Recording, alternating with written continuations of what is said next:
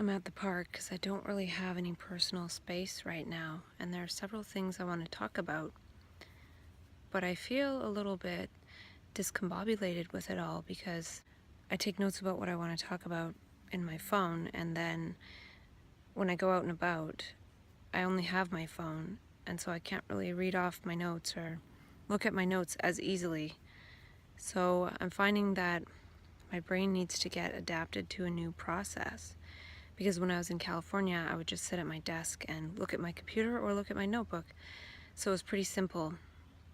But lately, I've come across a couple of things that aren't really in my notebook or my personal notes as much as just things like a tweet.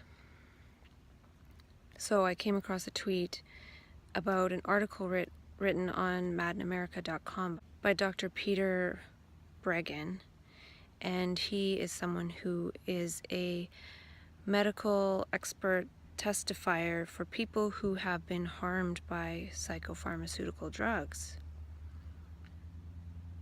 And I've looked into some of his work, but I'm not going to go into that now. But I will go into the article he wrote just a little bit. It seems like he's going to be writing a series on this girl who allegedly is being charged with something to do with sending her boyfriend text messages so that he might kill himself, and then he did end his life, and now she's in big trouble. And I haven't been following this, and I'm not trying to talk about it in order to say that I know what's going on at all, because I don't.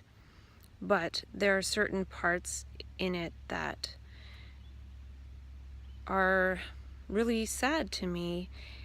And I did take a screenshot of one part that Dr. Peter Breggin wrote. So the article is basically to put a different side to the story, because most people are really villainizing this young woman.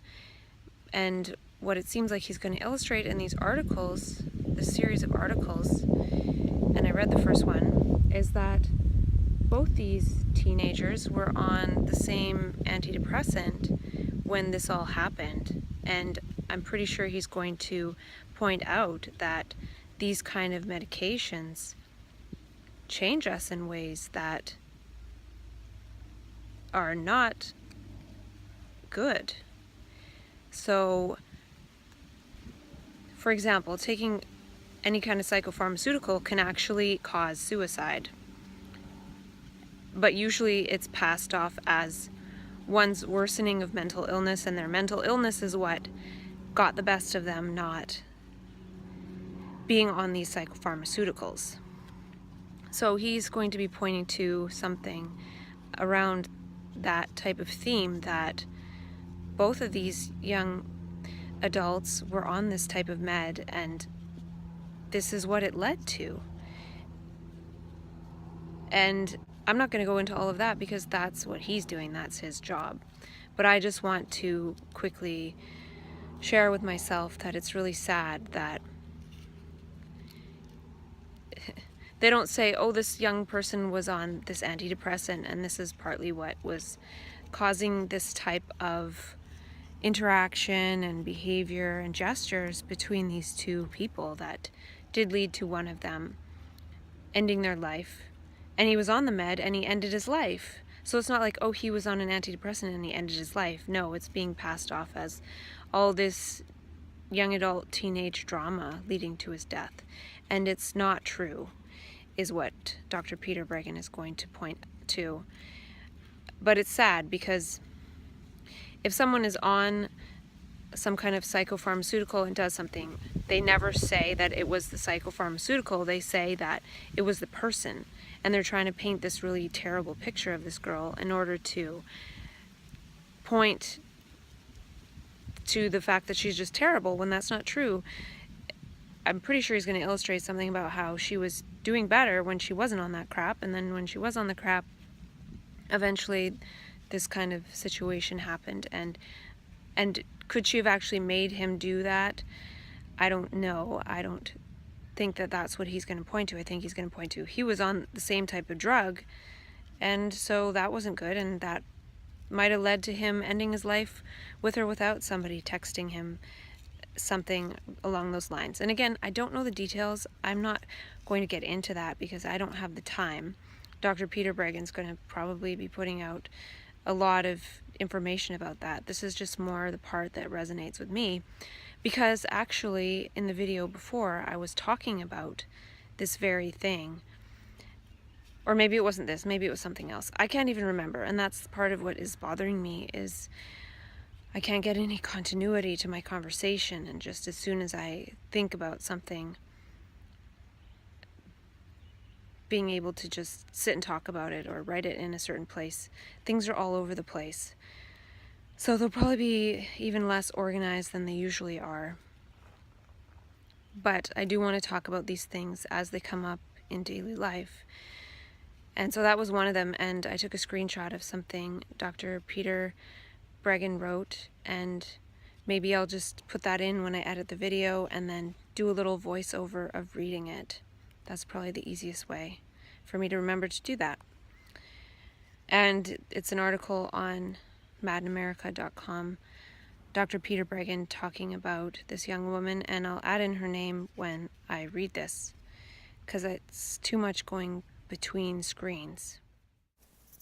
Teenagers at the time, Michelle and Conrad, will be found enmeshed in and overwhelmed by forces beyond their understanding or control, a situation affecting countless other children, adolescents, and even many adults throughout the world today. Some of these victims are in jail, some are in mental hospitals or foster homes. Many endure persistent physical and mental harm, and many are dead. Meanwhile, the vast majority are surviving as best they can in their communities and families while trying to get on with school or jobs and their lives. Very few have any idea what has happened to them. Very few have any idea that their deteriorating quality of life is often due to the psychiatric medications they are receiving.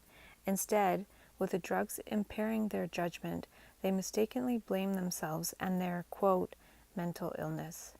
Even fewer have anyone to tell their stories, as I will try my best to do in this series. The story of Michelle Carter has not been told in the mainstream media. Like so many other victims of psychiatry, the tragic results of the wide-scale drugging of our children and adults goes unnoticed. I hope to rectify this situation.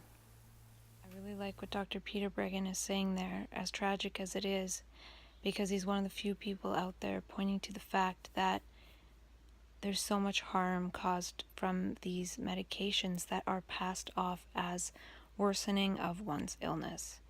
And I've talked about this a lot with myself, how if there are any improvements, well, it's the medication, but if there's anything that gets worse, it's just worsening of one's illness. And I don't like that at all. And then the thing that I did come across that was something I was talking about in previous videos for sure was how something about how they don't generally do trials where people... Hi. That's a big dog.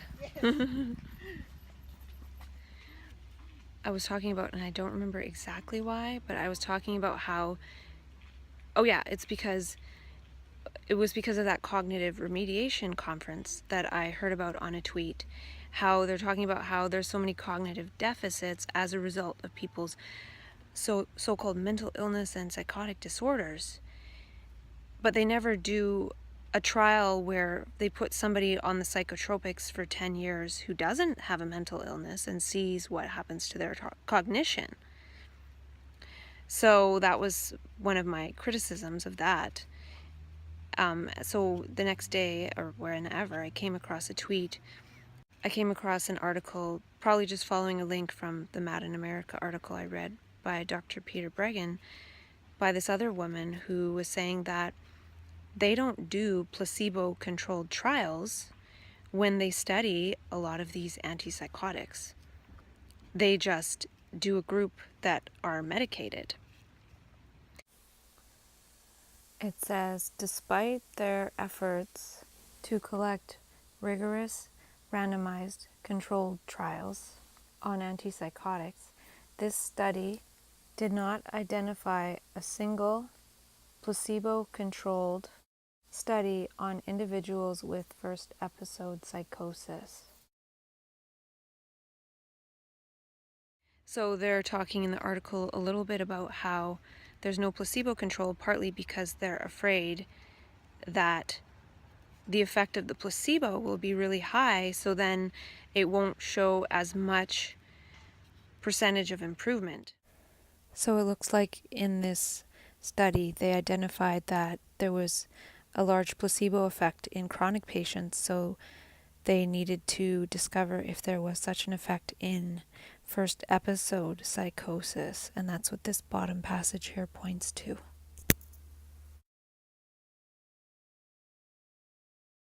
So if they do a study and there's 50% improvement, for example, and they do no placebo, it looks like, wow, there's 50% improvement. But if they do another study and there's a placebo and there's 30% improvement on the placebo, well, now they only have 20% improvement. That's just a tiny illustration of that. So they're saying, oh, they don't want to do that because they don't want to show the effects of the placebo are that high, and then it makes their stats less. I also feel like not only that, they need to do a study where they give people who don't have a mental illness label some of the medication to see all the detrimental effects. So then those effects that are detrimental can be categorized so they're not attributed to worsening of one's mental illness being on the drug. It's actually being on the drug is making things a lot worse. So the side effects, and they do keep track of the side effects for sure, but I feel there's a lot of side effects that aren't actually side effects. They're just really bad effects of the meds, and those are still passed off as worsening as one's mental illness. Worst case scenario being someone who ends their life by suicide, and then, oh, it was worsening of their mental illness. We don't know if they were on the drug, if it was an effect of the drug or not.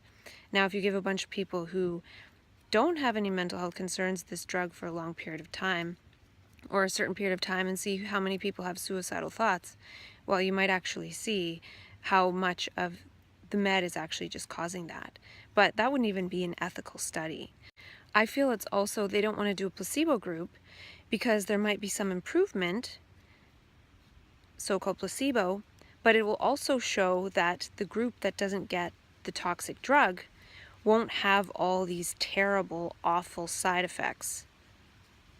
And they don't want to show a group not taking it, so then they don't have as many side effects because they're not taking it. Maybe they'll have some because they're placebo-type side effects.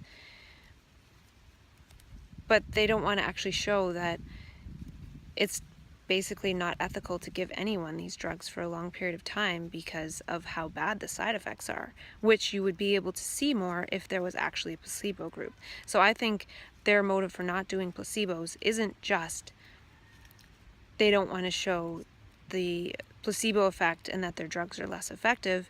I feel like they also don't want to show all the terrible side effects. Someone might have a 30% placebo benefit and then have zero side effects, whereas somebody might have a 50% medication effect, but then have 50% side effects. So then all of a sudden it'll show even more so that taking these drugs is really not good. So I think they're afraid to do placebos. Plus, if somebody has a label of so-called schizophrenia or something, they don't want to ever indicate that somebody should ever be on a placebo. Meaning, if you have that label, you should be drugged 100%. It's not a question of drug or no drug and seeing the difference. It's you have to be drugged. So they don't want to have any kind of indication of anyone with a label having a chance to see how they do without the drug. Because imagine if people did okay without the drug. Now that's going to show again that these drugs aren't as necessary as they're being purported to be. Plus, it'll show how much more harmful they are. So there's a lot of reasons I feel like they don't want to do a placebo control group.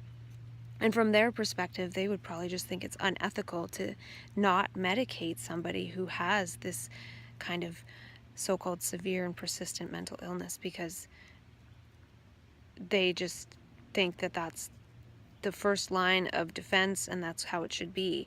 So they don't want to do anything to jeopardize that perspective of always medicate all the time from day one of a diagnosis. They don't even want to do a study. They don't even want to risk doing a study where somebody is given the option to not take the drugs and have a placebo. Because then it might just show, oh, you can just take a sugar pill and you'll just be fine in a couple weeks or a couple months.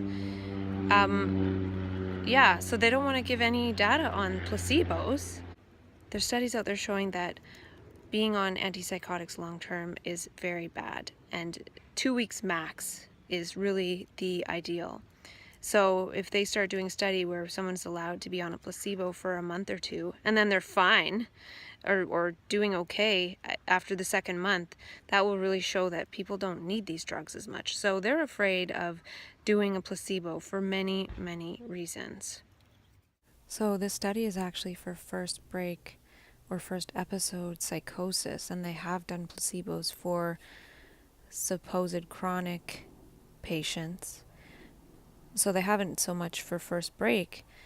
And I feel like if they were to do that, they may as well do a Soteria House type study, because Soteria House model is where people don't get medicated on first break psychosis, and they're given other supports and allowed to move through the process, and a lot of them are able to go through it without any medical intervention of that kind, and they do a lot better. So I can see that might be a reason why they don't want to entertain that idea of not giving a drug for first break, because the way it's designed now is just given right away, no questions asked.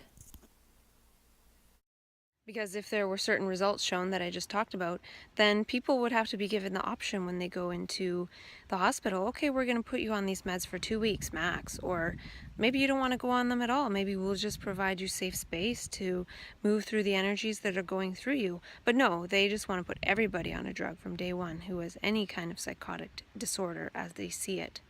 But that pissed me off about that. And then I came across another tweet that had a link to a study called something about effective self-management strategies for people with bipolar disorder. Something community Delphi study. And I'll put a few screenshots and do some voiceover commentary later.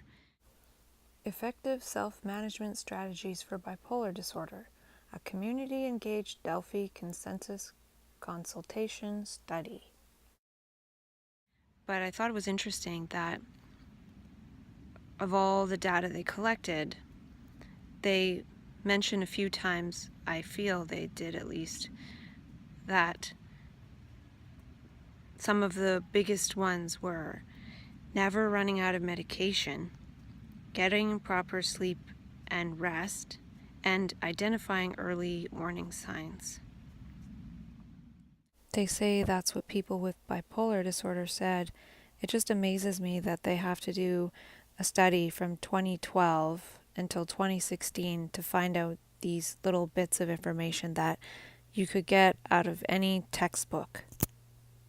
And how convenient that they point out that it's people with bipolar disorder themselves that say never run out of medication is one of the most important things. Not even the healthcare providers said that. And it was interesting, I thought, that they pointed this out, because I feel like anytime a researcher does this kind of study, they're always going to pick out the ones that they want to send the message about. Because for me, stopping medication permanently has been the biggest gift in my life in recent times. I don't know if it'll be permanently, as in going on forever, but knowing that I can discontinue medications.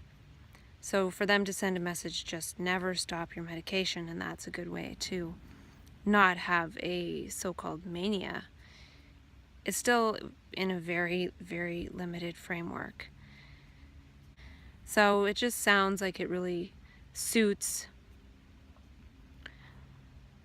the message they're always trying to send, which is take your meds, just get adequate rest and sleep, as if that is easy.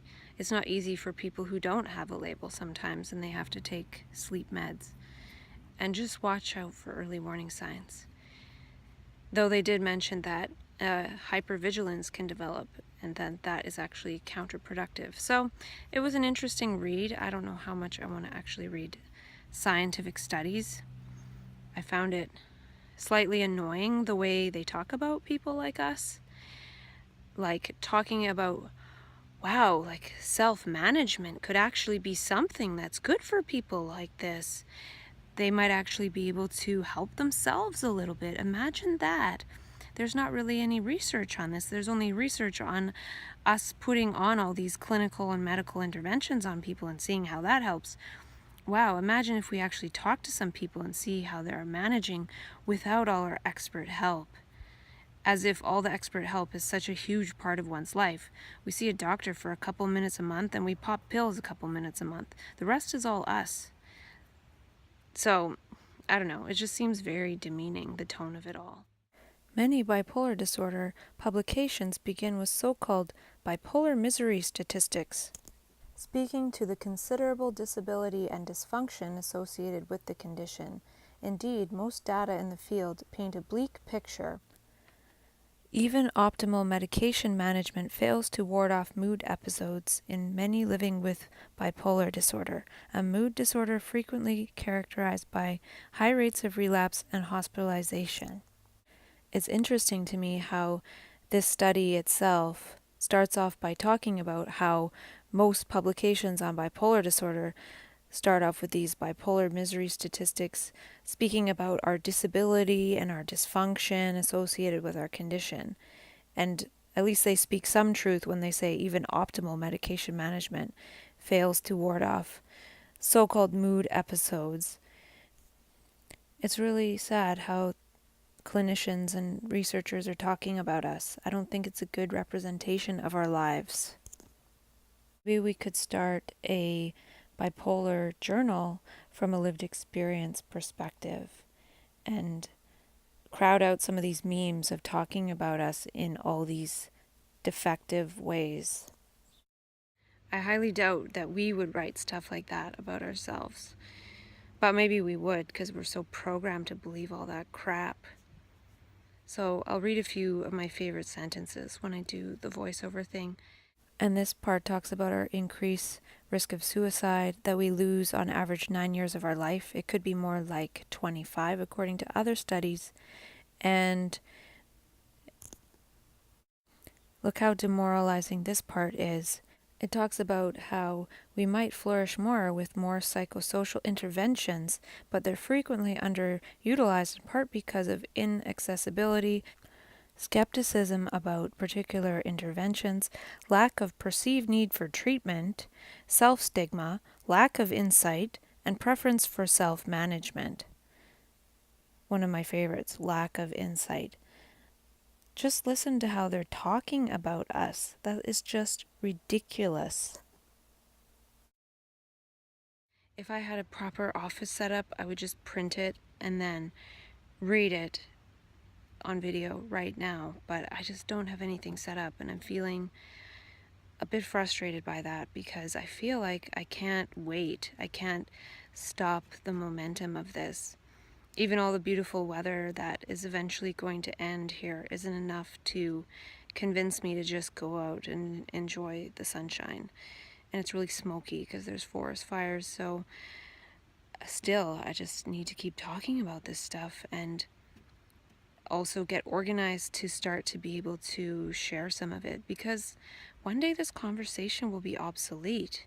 People won't be thinking about themselves in these kind of ways at all, and people will be able to self-direct, and so it won't actually be that interesting to hear somebody talking about self-directing themselves away from conventional medicine and psychiatry regarding these types of things, because one day it'll be really different.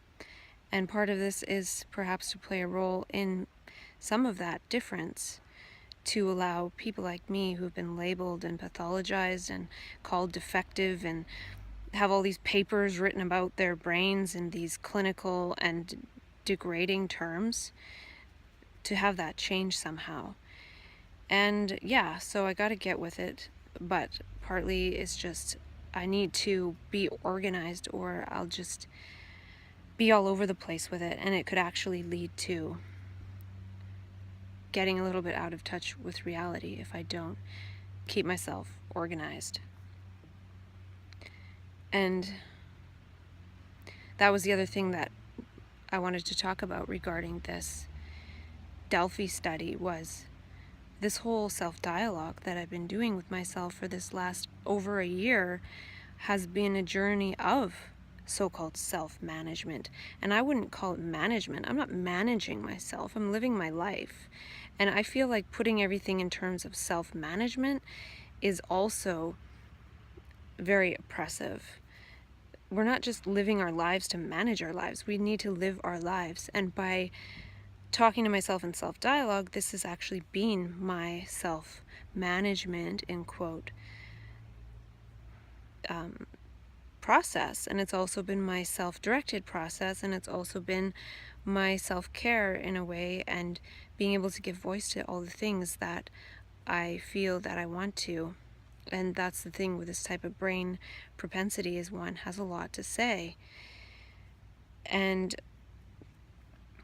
so yeah, I doubt that anyone put on that list that they self-manage by talking to themselves on video for hours a day.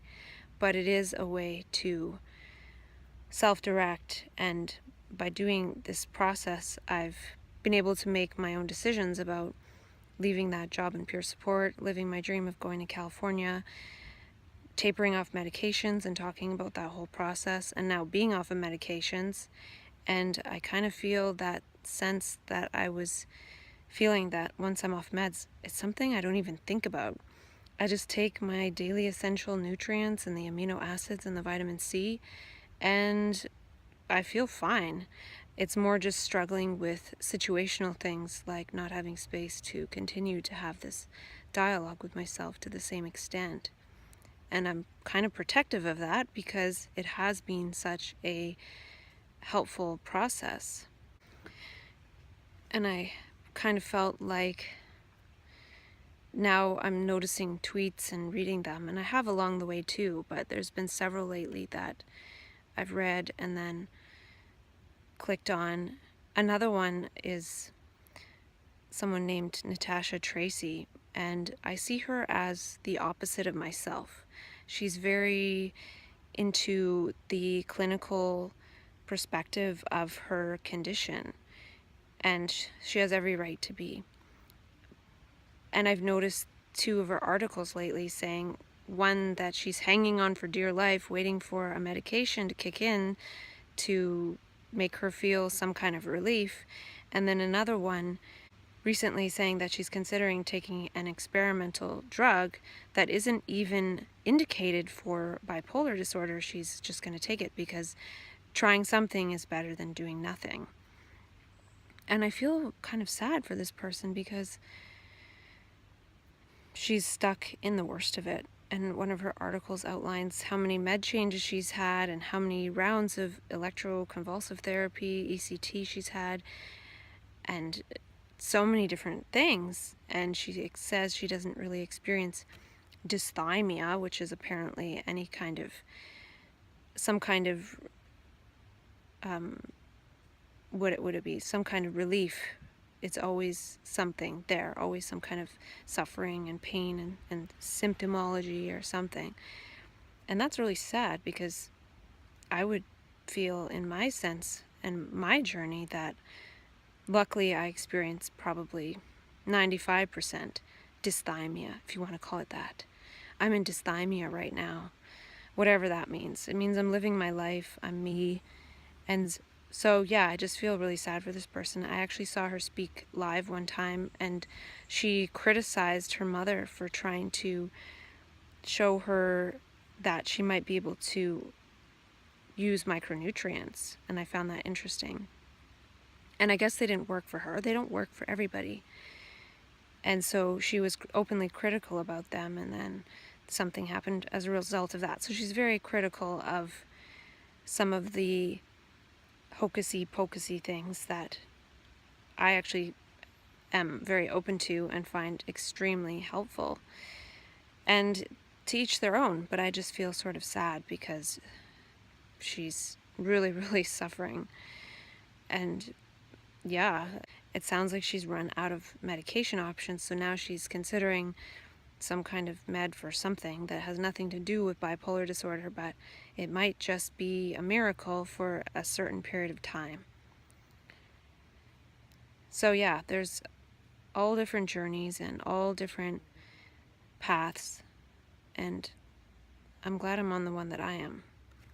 So those are some of the things that I wanted to talk about, and there's also a bunch of commentary I want to add when I look at those screenshots that I took, even just reading them a bit. And yeah, that doesn't even get me started on the few little bits of information and data I have with the Muse brain sensing headband. And I'm kind of excited about this because people like me with a label of bipolar disorder, we're told we have defective brains.